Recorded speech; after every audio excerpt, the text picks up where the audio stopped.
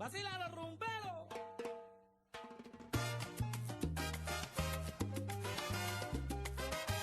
Hiya and welcome to Andrea's Dance World. I am so excited. I have been trying to find this person for quite a while via email, Facebook, telephone numbers. I've kept on trying and trying again, thinking, no, I'm not going to give up. Anyway, let me get to it. The person that I have found is another integral part of the salsa scene, and she was there at the very beginning, and for me has made such an amazing contribution to the salsa history with everything that she's done, and I can't wait for you to hear her story. It is actually Xiomara Granados. Yes, ding dong. Enjoy the interview. Good evening, Xiomara, and I just want to welcome you to Andrea's Dance World. I can't believe that I've actually found you, so thank you for agreeing to the interview. Welcome. Thank you, Andrea. Thank you for trying hard and insistent to find me. I'm so sorry, Jonathan, it took this long. It's usually not as difficult. It's just that I'm useless with the social media, and I hardly ever look at my messages. So, next time use the old telephone, and I'm sure you'll always find me there. I will for sure. Okay, so let's get started with the interview, and I'm going to ask you the basic questions. I know where you're from, but basically I want you to introduce which country you're from, what city, and what your childhood was like. Right. Okay. But I am born in Colombia. My name, as you know, is Xiomara. I was born Granados, but by marriage I became Xiomara Zentner. And I was born in Colombia in a small town called Aguachica in a department in the north of Colombia, close to Venezuela, or kind of the Caribbean part, called El Cesar. But I was brought up for many years in Bogota. And that is the part that I remember. I'm the daughter of the director of folklorist dance group, Maestra Ligia de Granados, and she's been for over 50 years running a huge dance company and dance school, Colombian folklore dance school, and that's my links with folklore music. I am the only daughter of 3 children. And always been the kind of the naughty one, the rebellious one. And that's how I ended in Europe, in a way. I had a lovely childhood full of costumes and feathers and dancing and music and drums. I don't think there are many people that live the life that I did. It was an amazing life. I was very popular with children because they love to come and play in my house, as we have capes and hats and all these costumes and that we could play with. So yes, I started dancing very young. I knew all of my mother's choreographies very young. I studied dance, and yes, I lived a very happy life in Colombia until I was 22 years old when I decided to take off. I see. So tell me, what dance styles did you train in? So you did folkloric and you did classical dance as well?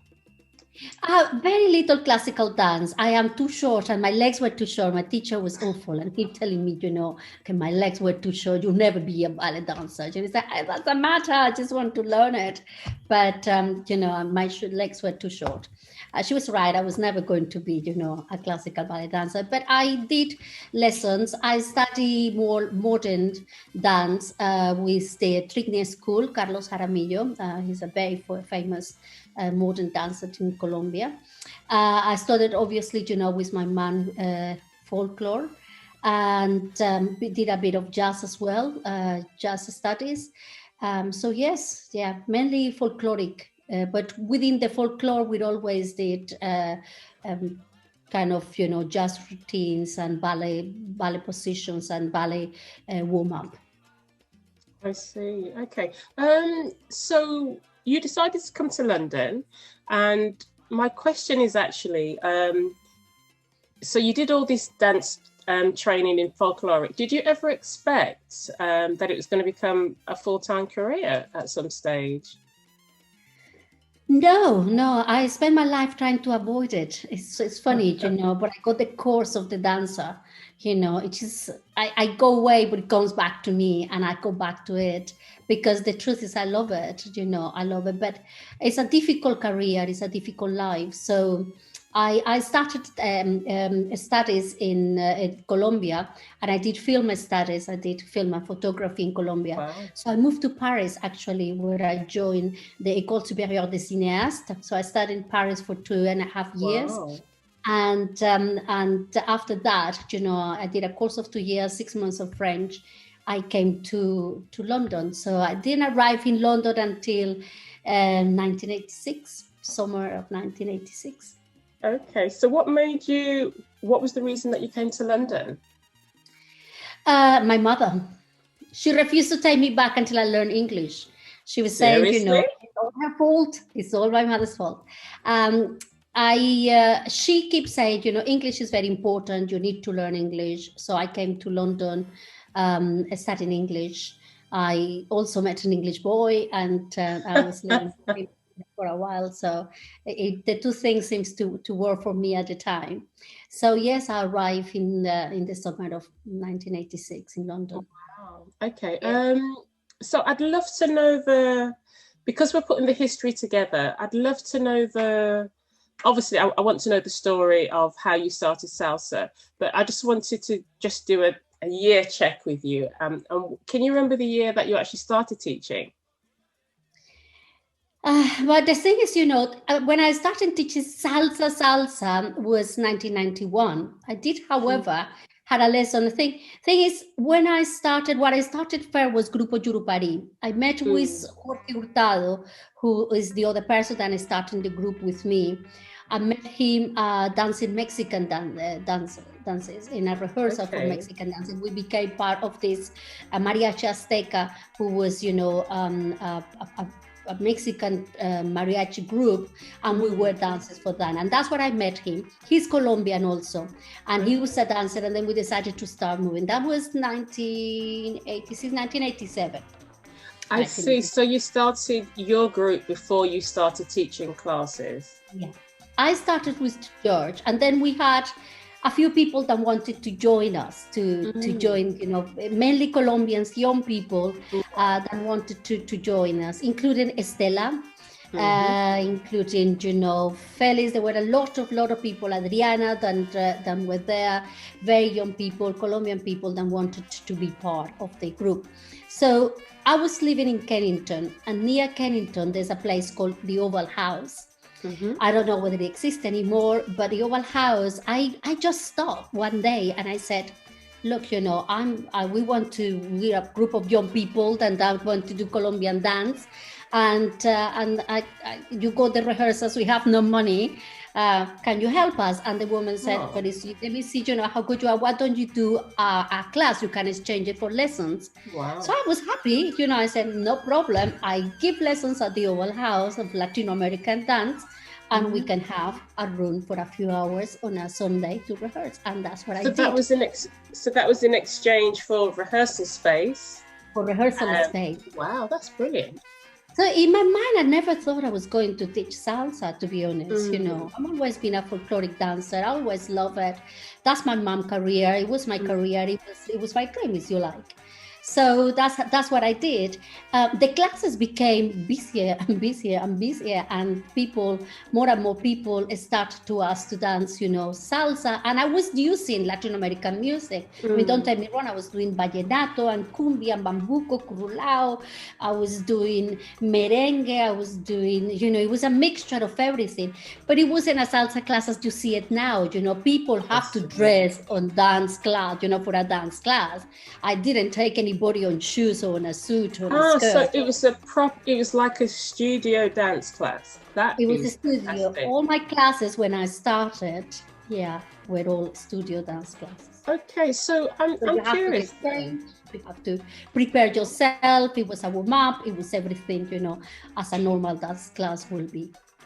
So what kind of people were you getting to the class then? Were you getting people who were trained dancers, or people who were interested in salsa and then realized it was a proper dance class?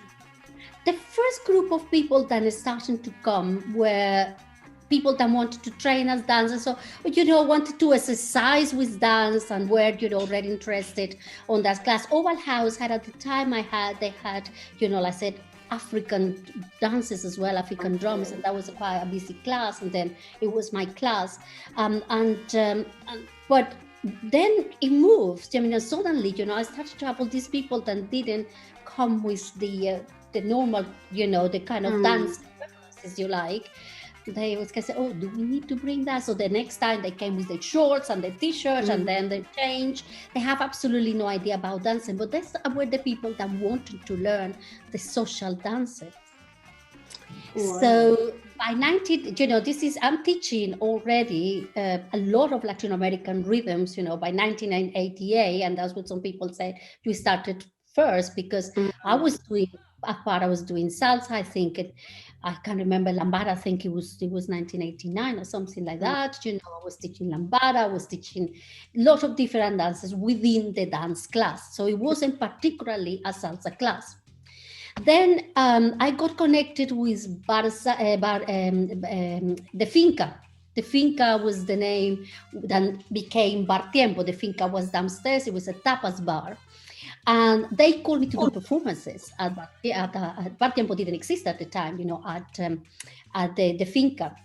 And I started doing some performances. They had a Finca in Kennington, so it was very easy for me. Then they invited me to dance in the Finca in North London, in Islington. And there I met a Colombian girl that became the manager of Bar Tiempo. Her name was Alba Virginia Martinez. We became really, really good friends. And by 1990, we were really good friends. And she said, why don't you do start salsa classes? I said, but I don't really teach salsa, I'm more of a, no, come on, let's do it. So I started in 1991, my first salsa classes as just salsa. Because I started at the studios, I still wanted people to come in their proper clothes for a dance class, in a studio dance. I didn't allow people to come as they became later, more of a free style of dancing or whatever, you wanted to wear. I think maybe I have a lot to do with that, because by the summer of 1991, the owner of the Finca decided, they opened the Bar Tiempo. I was there at the opening night. Whosoever, my husband now, was there on the opening night. I met him there, and he then say, I need somebody to take. Why don't you take Thursdays? You can charge what you want at the door. You take the door. He actually paid, you become a DJ, you put the music, you teach here, do it. So that's how I came to start at Bar Tiempo. They didn't need anybody on Fridays and Saturdays, because actually by that time, the Colombian community they were coming there. They used to sell empanadas, bottles of aguardiente. It changed after a while, but at the beginning, it was a lot of Colombian community when it first started. I see. So what you're saying is Thursday at La Finca was the first dance class night and party night. Is that correct? Connected with that for that I am 100% sure, because Bar Tiempo was the first bar that opened for salsa, that basically including Europeans. There were other clubs, than including salsa lessons. There were a lot of clubs. So, you could go to Bay Cliff, or you could go to the White Horse in Brixton, around this area, where they used to have bands and people will dance and everything. But it was kind of more in the jazz scene, if you like. They were not connected to salsa classes. Not that I knew, anyway. Wow, so I started there by that offer, and that's how I started to connect, if you like, the salsa nights to the Latino bars. Okay, so at your peak, how many times a week were you teaching? At some point, I was teaching every day, every day. I wouldn't say yes, every day. Not at Bar Tiempo, because a few years later, I don't know, probably even before my daughter was born in 95, but even before that, you have Mallorca. I was teaching in Mallorca, in South London, in North London. Turn Mills had classes. I had, my class at the studio. Then I kept for a few years. I was teaching in, where else I was teaching, then I remember. Mainly that, I had at the finca, I was doing Saturdays. One Saturday was me and one Saturday was another DJ. And I was DJing for a while. I'm not a DJ because, I had the most horrific things. I was dancing and the song will finish. And then I kind of turn around and say, oh, I remember it's me that I'm DJing. So where was you getting your music from, actually? Because obviously you were an accidental DJ. So where did you get your music from? First, the owner of Bar Tiempo gave me, he supported my DJ by giving me money to buy. He said, I support you. I do it. You started. You don't have any music. Because I'm not a DJ. I don't have any music. I have a few tapes, and I don't think whether they were CDs or maybe CDs as well. But certainly some LPs at the time. But nothing that I could say I could be, a DJ. So he said, how much you need? I don't know. And then I went in central London and I bought, quite a lot of music. Also, Elephant and Castle. In Elephant and Castle, there used to be a place where they sell the owners was a French lady married to a Venezuelan, and I remember also, buying quite a few records from there. Yes, well, wow. And that's how it started, and that was the time of the long LPs. I have two huge boxes that I carry around with me with the records to play. Yes. Okay, so what I wanted to ask you is, can you remember? I think from record, Nelson Batista was the next person who started to teach, and then it was Ramiro and Elder. I just wanted to ask you about your relationship with them. And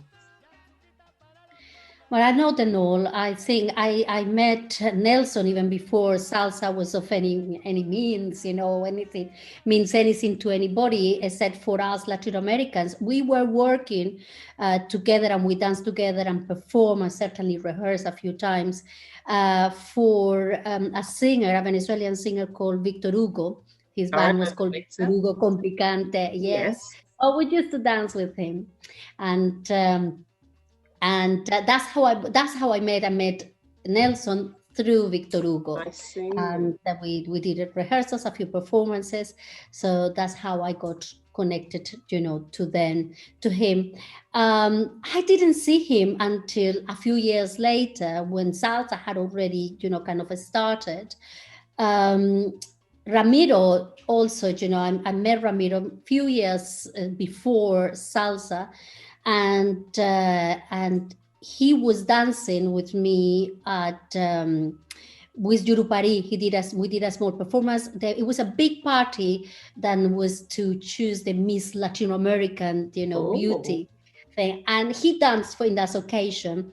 He was a really good dancer. I mean, he was a natural dancer already. Yeah. I think he had already been in Latino clubs and everything, but he wasn't definitely teaching. Then we started rehearsing, and we did a couple of performances together, and we organized also a kind of a two partners. I don't think we ever performed together, but we did definitely start, rehearsing.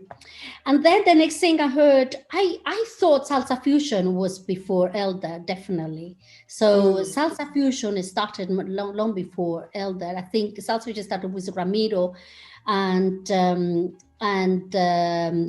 he left a few years later, and it became Tropicana Production or something like that.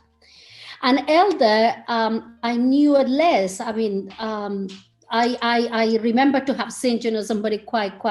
He's a handsome man, Very sitting in handsome. a bar tiempo. Well, don't tell him, please. I think his ego is big enough. But I remember seeing him. He came. He never did a lesson with me, but he certainly was already investigating a little bit different classes and how we taught and everything, and that was how it was done. And he came for a couple of times, maybe 3, I can't remember. But he never did the lesson. He was just checking out, probably seeing styles, how people did things, and yeah. So, Xiomara, I just want to ask you. Obviously, at the time, you were the only female at that time before Nelson started teaching with Danielle, I believe. And I just wanted to ask you, what was your relationship like with with those 4 teachers when they came along? Right. Okay. I mean, it was good. We were all working very separate. I mean, it was nothing like a club. We'd all have our different classes everywhere. Nelson, I met him through Victor Hugo and his band, Victor Hugo con Picante, long before salsa classes started, and we were doing performances for Victor Hugo, either together or we saw the people, and that's how I met Nelson.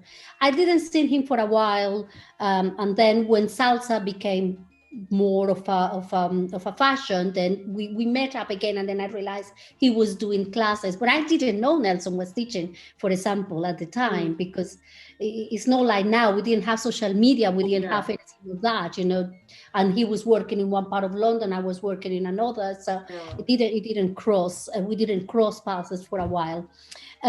With Ramiro, I met Ramiro also, to kind of through Juru Paris. I met him at some party, and I said, I got a dance group. And he said, oh, yeah, I want to dance. I really like to. So he came, we did a few rehearsals. He did a performance with me for, with Juru Paris for this Miss, was, I think they tried to the Miss Latin America 1980. Something like that. It was at the Hammersmith, and it was quite big. And he was there. He was a great dancer. He was really a natural dancer, really good. And we started rehearsing. I think probably after 1991, about 92 or something like that, we got together and we started to perform together and rehearse together and dance. Sometimes rehearsing with another couple. We never perform a 4th, but we definitely trying to create some kind of salsa group at the time, because he was already quite popular. Elder, I mean, I didn't know Elder as well, and probably he's the one that I know the less, because never really exchanged that much with him. All us here and there, goodbyes here and there, but nothing much. He started well after we have the classes established. He came to a few of my lessons. I recognized him after I knew who he was. I think he became kind of more known as a teacher. But at the time, he was just a handsome man, standing, sitting in one corner of my classes, refusing to join the class. And I guess he was just investigating at the time. He was going around. I'm sure I wasn't the only one that he visited. Great thing to do, see, what everybody else was doing. He was coming to a scene that had already started, so it was important for him, I'm sure, to find out what everybody else was doing and where the gaps were for him to start his own lessons. But I didn't know him. Knew him, or even now I can say, I don't know him that well. We know each other because of the amount of time that he's been gone, but not as much. With Ramiro, we always kept a really good relationship, even after when he started Tropicana. We exchanged, we went to each other's birthday parties and celebrations, and he supported me quite a lot on Thursdays. He used to come on Thursdays with a lot of his students, around. Even Stephanie and Julio will come to Thursdays and dance there and support me at Bar Tiempo. So yes, that was the main people that I knew at the time. Later on, You had other people. You had a guy that arrived about in 93, a Cuban called Overo Gonzalez, which I danced with as well. You danced with Xiomara, wow. Yes, Always with Homero. We did a kind of, I think he was a bit disappointed because I am quite bossy. My problem is I'm quite bossy, you know. You're going to say who was the, you know, I know that you're going to ask me something about feminism, but, you know, I am the one that did the choreography more than him, you know. So we're doing this and we're doing that and we're doing this and we're doing that, you know. It wasn't very much, you know, it's always been like that with me a bit. It's not always good. And then I danced with Jose Polanco. Jose Polanco also, you know, he was part of Yurupari also. Oh, wow. Yes, and I danced with him. We did quite a few performances. We danced for one of the Oscar de Leon concerts, for example. It was really good. It was an amazing time when we performed there. Yes, that was the people kind of at the time and a little bit later than I remember. I know Kerry, I was working with Kerry around 90, when was it? I can't remember. I was working with Indio in North London College when they have this big party. They used to teach lambada there and then they moved into salsa and I used to I came to teach them, you know, to teach salsa there with them. Okay. Do you know what? What I wanted to ask you is, what's been on my mind is, obviously at the time, you were the only woman, also the only woman on her own, and I'm assuming that you were teaching the lead and the follow, and you had some assistants. Is that correct? Yeah. So there must have been a time when it must have been that Nelson, Ramiro and Alda and Salsa Fusion were they getting more men? Did you notice a change in your business? I really want to know about that. When did you notice that change and what did you do to compete with that? But it wasn't much that I could do because I couldn't have changed my sex, as you like. But yes, a lot of my students, especially the male students, will go to do lessons to other people. But people did love my classes and men did love my classes because I told them a lot about how to treat the women. I think my classes were very good on understanding the music and the structure of the song and where you do spins and how to communicate with the hands and how you should, you know, lead the girl and how you should sometimes touch the man, you know, in order to let him know that you can't kind of a spin or it's too much for you, or squeeze the hand. So keep the distance, you know, put your hand on the shoulder and keep the distance. So I think people like that energy, and I didn't do too much spins, you know. That became, you know, for me was more the communication of the bodies, you like, you know, to learn to move the shoulders and the hands at the same time, communicate through the hands what you wanted to do, how to change your positions on your hand, how to move, you know, your legs, how to do a little bit of, you know, more faster salsa, how to use the cha-cha step, you know, within the salsa step. But so it was more about that. So I said people enjoy my class because my classes weren't empty by any means. I was, you know, I had it, but certainly sometimes I could see that, you know, you have men that will come to me, but then will end up in Ramiro's class or in Nelson's class and said, "Oh, hi, Xiomara. Oh, now you are with them." Okay. Fine, you know, but what can I do? You know, what can you do? I'm a woman, and it was nothing I could do, and I couldn't blame him for that. I couldn't blame my students for that. So, you know, I just continued. To be honest, for me was let's move on, let's continue, let's do it, let's try to improve, you know, how I lead the girls, and I'm a good leader of girls, you know. Actually, you know, I would used to be, and I'm still am, and I like to dance as a man because I became so used to it, you know, to do it. I wanted to ask you, can you name some promoters, teachers that you actually taught to dance actually?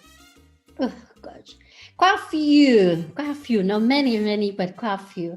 I mean, I think the more prominent are Robert and Jane White, then Hmm. Yeah. and yes, they were with me for the first steps. I mean, they were on baby Yeah. steps with Xiomara. I had also Robert Shalman, also who were friends actually with them. Yes, Just and he did actually tell me that, by the way. I spoke with him today, and he sends his regards, and he said that you were his first teacher. yes, yeah, he was lovely. He's lovely. Yeah, I love his personality. Really, really nice. And who else? Who else? Was with me? Then I remember. Um, Especially kind of Europeans, okay, Yes. Europeans, because Carol Silvera, who actually is a teacher and has been for quite a while, she was my main assistant for quite a while. She now Okay. lives in the Midlands and she Okay. teaches there. Who else was my teacher? I can't remember the names. Oh, it was just it was just good as a reference to know who some of the people were that you've taught. Okay, so what I want to ask you is, for roughly, when did you actually give up teaching salsa full time? I think it was around 2000. 2000. So it's actually been 20 years In a ago. long time. Yeah. Wow, because I didn't actually realize it was that long ago. And could you share the reasons why you decided to give up teaching? But it became very difficult. It became very difficult for me. I married in 1994 Hmm. to one of my students, and and I had a child in 1995, and salsa became very much about the connection between the club and the class. And maybe my Yeah. fault because I was the one that first connected, Bar Tiempo with my own classes. I could have continued, at the studio, but I didn't. I even ended the classes at the studio at some point, and I just kept the clubs because I was making more money. A lot of the clubs, especially at the beginning, will allow you to get most of the money at the door. Certainly for me, that's how I started. It was all the money at the door was mine, and they have the bar, and it worked for me, worked for them.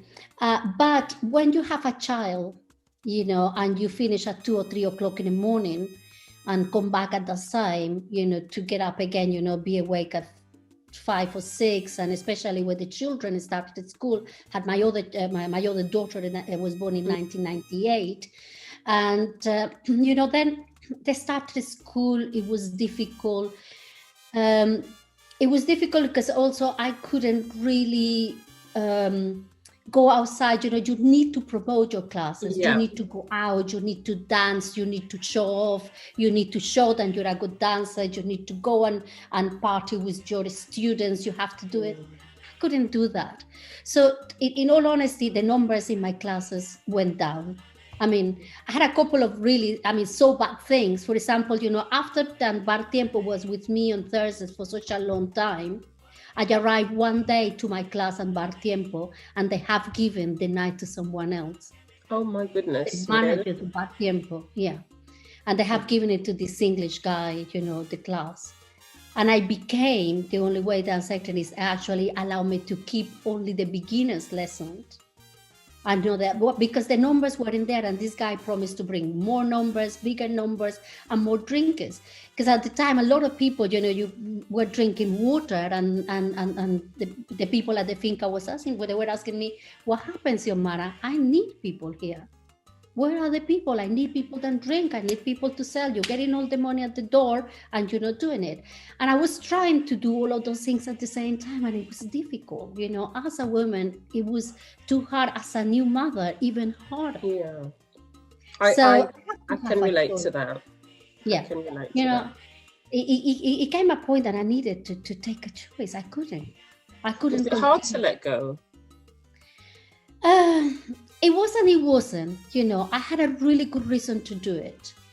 you know. And I was also a bit bored, to be honest. You know, I was tired of trying to do too many things at the same time, promoting, doing. um I was a bit bored of what salsa have become also, Mm. because at that time that, you know, crossbody have taken a bit over of the Yeah. salsa scene. And, you know, I kind of saw my job, the job that I was always doing, my passion for the music, my understanding of what a social Latin American dance is about, the things that you communicate with the person that you're dancing. It's all gone, you know, all gone. People all wanted to spin, spin, spin, spin, spin, spin. That I don't even like that much spin. You don't need to. This is about understanding the music and doing it in certain places. You know, it's about talking to that person, is enjoying the slow music, you know, and really moving. I was seeing guys spinning girls in the most ridiculous ways when they actually weren't even moving the legs. Mm. They learn to dance with their hands. Yeah. 1, 2, 3, 1, 2, 3, and this way, and that's why. And the poor woman was turning around like crazy, and I think still is, to be honest. You know, and that's voice of the woman. That, you know, if I don't know how to turn, don't turn me, because as Mm. you listen to my hands, as you actually, you know, are connected to me through the movements with my hands, you know what I can do. And as you're a good lead, you can do it slowly without, you were forced, you know, you were forced often, you know, putting your hands up, you know, because they wanted to do, I don't know, I just couldn't dance that way. Mm. And I wasn't prepared to change, you know. I wasn't prepared to move my numbers, as I told you, you know, went down because of that reason, maybe because people wanted to spin, spin, spin, spin.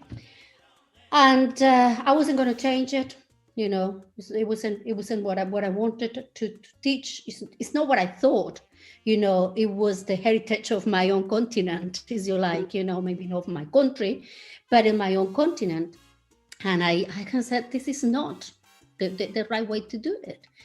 And then, you know, I was a mother, and, you know, I couldn't do that to my children, to my husband, to my family, you Mm. know, arriving late, working that hard, not having a weekend off, you know, having to go and give leaflets into every single concert that I could, you know, so they keep the numbers, and the owners of the restaurant happy, because they were the one making the real money, you know, Yeah. at the bars. And, you know, yes, we didn't do too badly, but certainly wasn't the same amount on the It's women. it's fascinating, isn't it? Because I think when you're a female in salsa, bachata, and kizomba, um, I it does intrigue me how it seems to work different for a man. That there always seems to be a point that when you get into a relationship and you have children, there's something in us that says there is something not right about what I'm doing being out late. And you have to make that change, because me, myself, I got married 2 years ago, and I had to make that choice as well. And I actually went to, and I just went back to getting a normal job, because I thought if I wanted the relationship to work, that's what I had to do. Did that cross your mind as well, so that you could have a healthy relationship? Oh, absolutely. I mean, for me, it came to a point that it actually was a little bit toxic for our relationship, because my husband is a lawyer. He was Mm. working, you know, 8 to 6 or 7 or 8 or whatever, you know, crazy hours lawyers Mm. work. But when he arrived at 7 or 8, I wasn't there. I will Mm. only arrive at 2 or 3 o'clock in the morning, Mm. you know. And on Sundays, I had a class in Muswell Hill in the mornings, 11 o'clock. Crazily me, you know, I decided Mm. to open that class. So Sunday morning. So he was basically, you know, with the children on the weekends, and I was with the children in the week, and I organized for babysitters, so people to take care. But we were not spending that time together. And it Mm. became a problem. So yes, it was a decision that I have to take to, let's put it that way, you know. It's a little bit stronger than I really wanted to sound, but yeah, to save my marriage, to Yeah. to I've keep a relationship than work. I wasn't married with someone that does salsa. Maybe if I married to someone that was teaching with me, it will be different. I don't know. Different. And I definitely feel for women. I'm going to be point blank. There are not many good men that come along. So when you get one, you have to grab onto it. But it seems to be for male teachers that they have many good women that come along. So if that lady is not happy with his profession, there's always another lady to come along. But we don't seem to have that. And so it seems to be that we have to make that sacrifice to give up something that we love. Yes, it's fascinating that way. So I definitely understand your decisions, and I do think you made the right decision as well. Yeah, I mean, I have pressure from everywhere because the bars and restaurants wanted me to improve the numbers. I have the pressure from that side, from my students, maybe to stay a bit later with them, from my children, and obviously my husband. I'm a strong woman, as I'm already mentioned, and usually, things are done my way, more than any other. But it became a time when, what I was doing wasn't helping our relationship. And he put it very blunt. You could have said he could have been more understanding. And yeah, maybe he could, but that would have taken us to the abyss. We're still together after all these years. Yeah. So it's going to be next year, we're going to be together for 30 years. Wow. So yeah, that's an amazing number as well. And I think, that was thanks to me giving up something that I love and that I was happy to do. I could have continued to do it, but I just couldn't. For all the reasons. Yeah.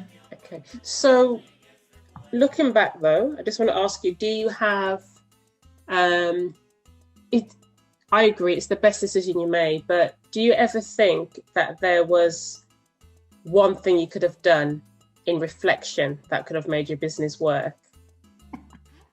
You know what? I said I wasn't going to say it, but now that you ask it that way, I'm going to say it. There is one regret in my life, maybe. I don't have very many. It's not a regret. It's just the opportunity wasn't. I could have continued to work with my friend Alba, the one that I mentioned, which program I started the salsa classes. Yeah. Then I went completely independent from her. But at a certain point in my life, she came back with another Colombian lady. So it would have been 3 strong women, that wow. There. And this is before Zumba. This is before all of that. And we had a very similar idea. Wow. But we fought for it. We fought. This is us sometimes, women. We are so silly. And we put the nails in instead of putting, the hands to other people, to other women, and it's anything that I might regret at that time was not to go in business with us 2 strong Colombian women, because I think that would have made a big difference to my life and to maybe to salsa even, because I do have the feeling, forgive me, I'm vain and go full of myself, but I honestly think that when salsa lost me, the voice of a woman was gone. That's a strong woman was gone. Yeah. In some ways, somehow on the dance floor, even on the teaching part, I don't think anybody was as big as I was. Never had a woman that was as big as I was. I appeared in many different magazines. I was interviewed by radios and televisions and everything, always as one or the person that started salsa in the UK. And and I don't know, that voice, that desire, that connection with my own culture, was lost. Then it became all about having fun and dancing. And I'm not blaming anyone, I'm not saying that one dance style to the other is bad or is not good or anything. But I do truly think when I see dancers, when I go to clubs, and I don't go out as much, I can see the problem that I saw at the time. You know, the woman have no voice on the dance floor.